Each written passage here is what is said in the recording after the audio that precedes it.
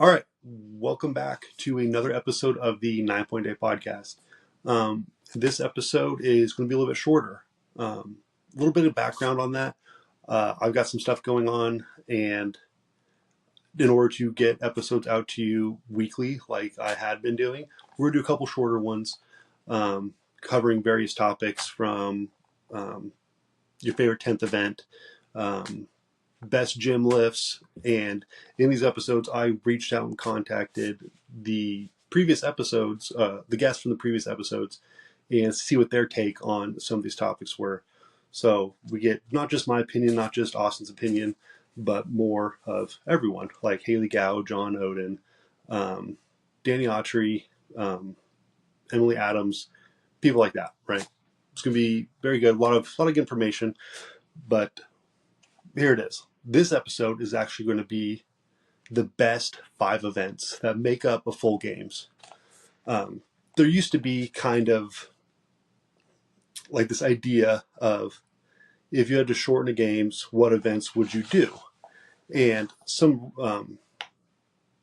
there's been discussion in the past that those 5 events have to be one stone, one weight, one hammer, one height event, and caber.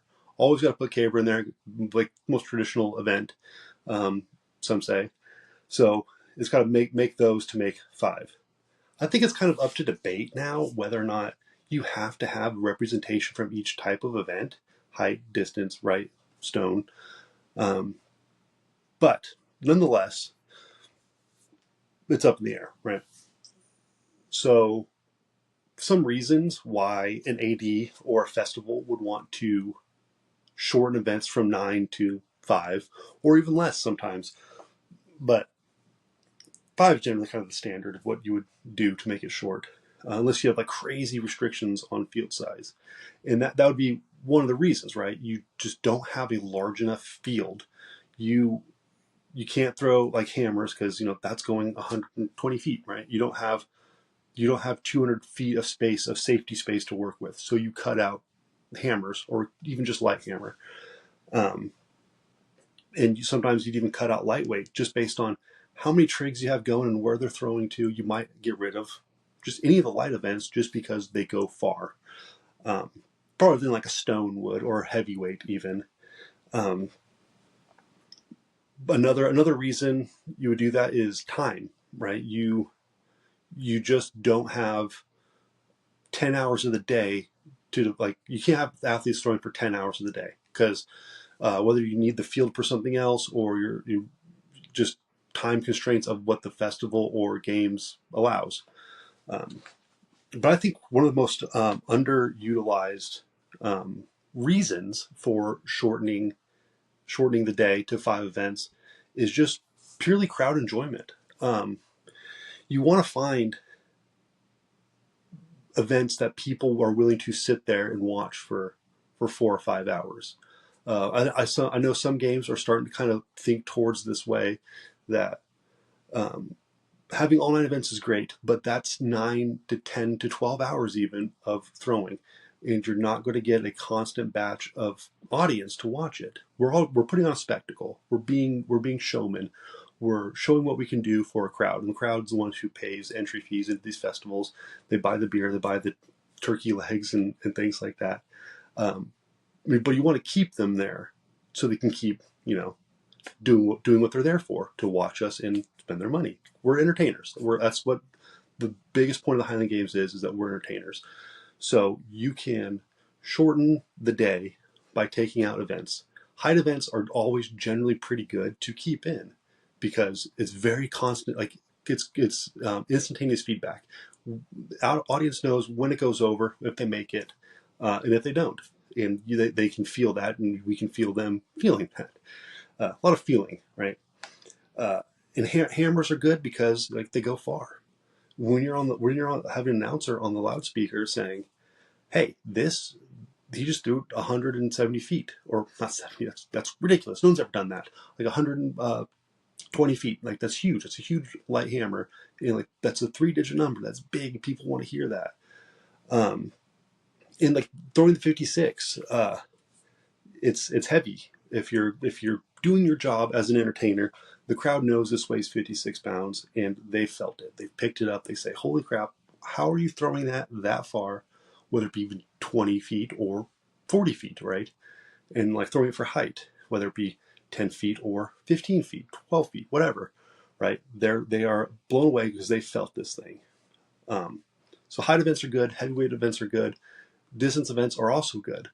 But to try to find that good balance that kind of meshes with the athletes that you have and the time you have and things like that, and crowd engagement. So like that's a big reason I think to limit from 9 events to 5. And I'm not saying every games should do this, should eliminate half the field just so they can be a little bit more entertaining. But I think there's a place for it. It's not every games. Not every weekend you're going to be throwing 5 events, but not every weekend you should be throwing 9 events. It just depends on the situation. I talked to Austin, and he gave me his top 5 things that he wants to see. And he said he wants open stone, heavyweight, caber, wob, and sheaf. So he wants 2 height events and caber, because caber's like kind of the standard. Like everyone kind of wants to see caber in the mix. Me personally, I'll take it or leave it. But that's I think that's a good representation in that like that can fill like his 5 events that he laid out kind of fills a good role that will work for time, entertainment, and field size, right? Because there's no hammers and there's no lightweight, so like you can be pretty compact in there. You can have a lot of things going on at once, and not everyone's gonna be stepping on their toes. And it's not gonna be dangerous. So like that's his are pretty interesting, and just like he did it, just like a lot of people on this list have done it. It's kind of based on like what they like to do, right? So if you look at Emily Adams, right, pretty much everyone on here has some kind of stone.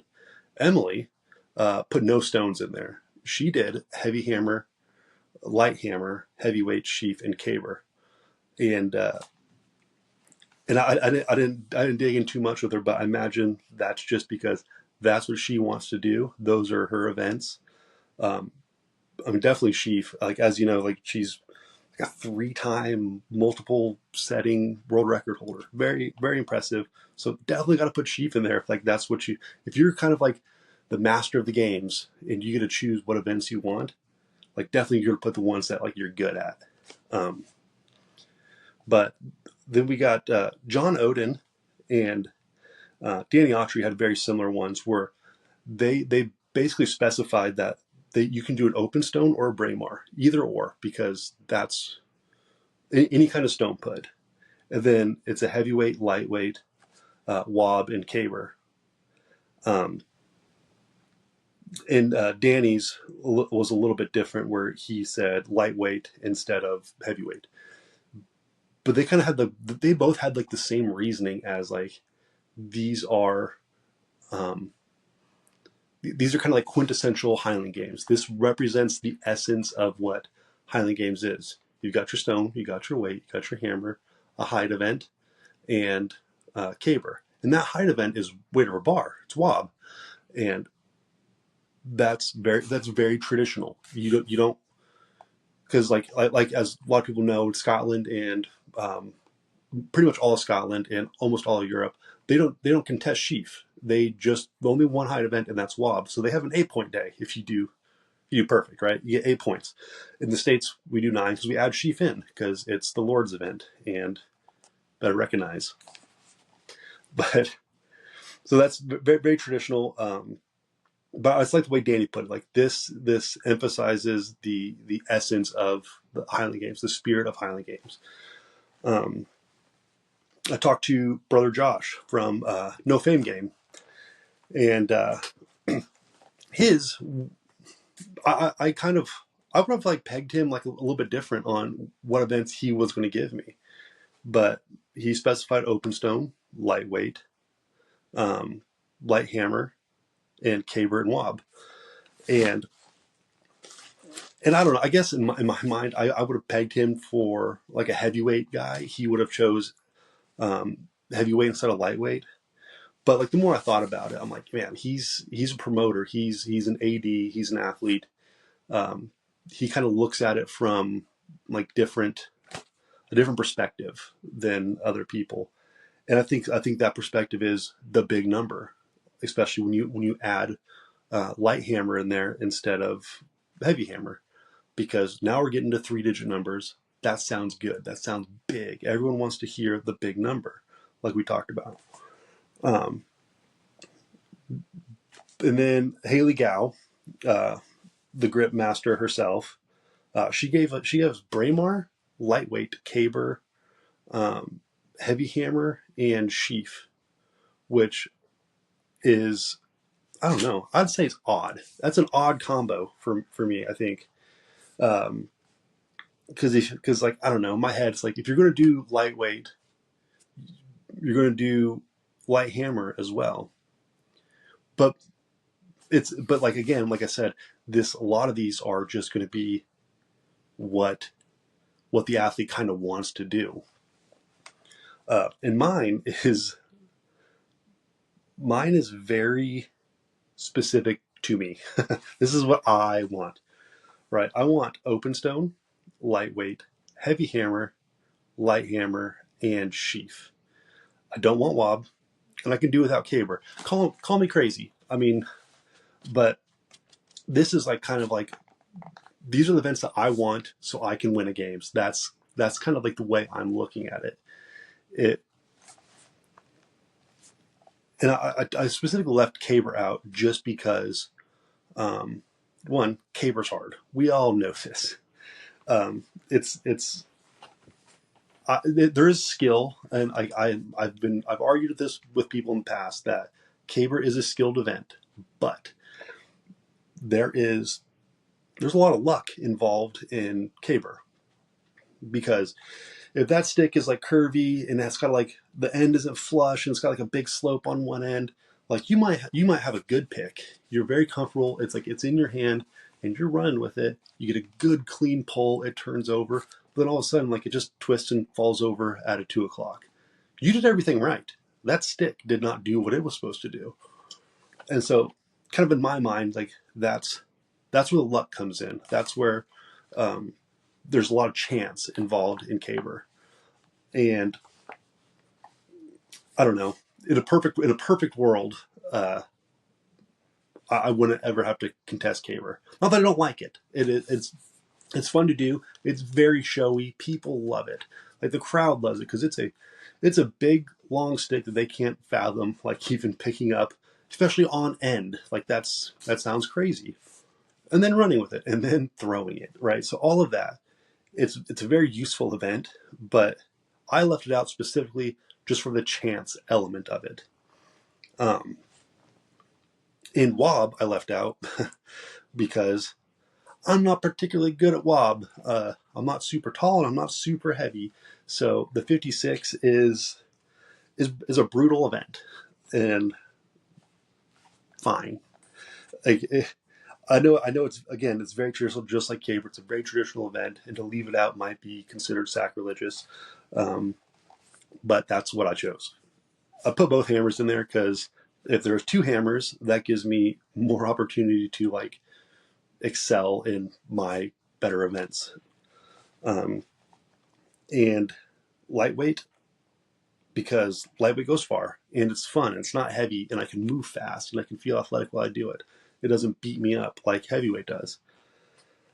And I kind of went back and forth on whether or not I'm going to put heavyweight in there or open stone. Because like for me, like they're both uh, equally not fun.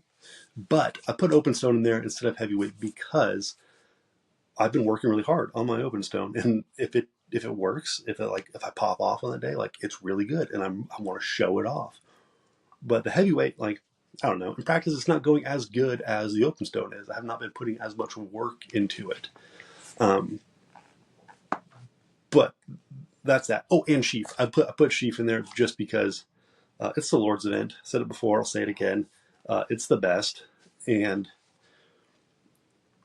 in an elite competition, you might have guys from Scotland or Europe in there as well. And that gives me an edge as someone who does pretty well in sheath most times. That like I got a little edge up on these guys who might crush me in stones, might crush me in hammers, but I got this one thing that they don't. And so that's kind of like the way I look at it, is that in sheaf is just, it's a blast. And I throw sheaf a ton. And like the cool thing about it for me is that since I practice so much, I can come in at a real low height and I can finish at a real high height, and I'm not gassed. I just keep doing it and doing it and doing it, and because I'm very conditioned for sheaf. Because it's very fun to throw, and and I don't know, like a lot of guys will look at stones and be like, okay, I like this stone. This is a good stone for me, or whatever. I look at sheaf bags. If I go to a games and like they've got a really nice bag, like I get really gassed up. I'm like, I know that this bag is built like perfect. I've thrown a lot of good ones over the years. I thought a lot of bad ones over the years, um, and a lot of new bags aren't really great. I've had one or two that like right out the box were freaking just perfect. Um, but like I like to feel like I like to like the challenge of kind of like getting used to the bag. Like it's kind of like some guys how like they got to find like that right handle on the stone that they really like. Um, for me, it's like I want to find that good spot where I can stab in, and it's just like the right amount of tight and the right amount of loose. Uh, it's like I put a lot of thought into the sheath, because I for sure that's why I put it on there, because I have a lot of fun doing it. Um, but that's pretty much it. Like there's kind of a like an overall, there's a standard here. This is what like a majority of everyone said, based on the consensus of the, I don't know, one, two, three, four, five, six, seven people we surveyed, including myself. Um, what people want to see for a perfect 5 point day, a perfect 5 event games, it's going to be open stone, lightweight, light hammer, caber, and wob. And and like we talked about at the beginning of this, is that there used to be that kind of consensus of it needs to represent each event. So whether it be a heavy stone, lightweight, whatever, it needs to represent each one of the categories of event. Um, and it's kind of up to debate, like I said, whether or not you actually have to do that to make it a valid games. Because I don't know if there's that's in a rule book somewhere. Um, I know there's been a couple rule books that have been put out. I know there's a new one coming out that Danny Webster kind of compiled.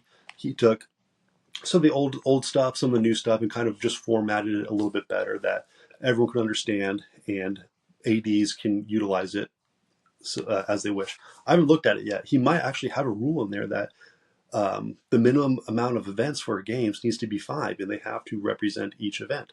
I'm not entirely sure. Is that right, wrong, or otherwise? Like, I don't know. But what I do know is the kind of consensus based on the small survey that I took is that it's going to represent each one of those. We're going to have a stone, a weight, a hammer, a caber, and always a caber, and a height event, and that's wob. Mostly because it's traditional, and a lot of people do pretty good at it. So I think they want it on their list because one, like I said, it's traditional, and they do well in it. So that's like that's pretty much it. There's a lot of ways you can do it. I mean, you can do 2 stones, no weights, both hammers and sheaf, which would be that'd be like the oddest one. It's funny that like no one came out with like really any oddball categories, right? Like very few people are running both hammers or both weights or both stones. Like they're kind of representing one of each mostly, um, which is interesting. Um, but I guess that some of that too could just be the fact that we throw 9 events, we practice 9 events, um, and so you want to do when you do go to a games, you want to have been like prepared for each like category of event. So you don't want to be working hard on your stones and then go to games and there's no stones there, because that would be a bummer. You're like, oh, I just wasted 3 months when I could have been focusing this energy and this time and this practice time on building up my weights, because that's two out of like the 5 events. That's almost half, right? So But again, that's pretty much it. That's the consensus of the full 9 or full 5 even. Sorry. Um, but like I said, these episodes are going to be shorter for the next couple weeks. It's wintertime. Remote recording podcast is difficult for me. I struggle with it, so we're doing our best to get content out to you guys that is actually like legible. You can understand what we're saying. Not a lot of audio artifacts that we're trying to sort out. So once we get all that figured out, we'll be back to these longer episodes with more guests. Hopefully, we will have in between this series of shorter episodes, we will have some like normal guests like we had been doing. But just let us know in the comments. What 5 events do you want to see? Like if you go to a games, what are the ones you want to be doing? Because yours might be different than what we came up with, and I would love to hear it. Make a post, tag us on Instagram, comment down on the YouTube. Let us know what you guys are doing, what you want to do in a 5-game event, 5-game day, 5-event game, however that words. That's it, guys. Thanks for watching. As always, go far. God bless.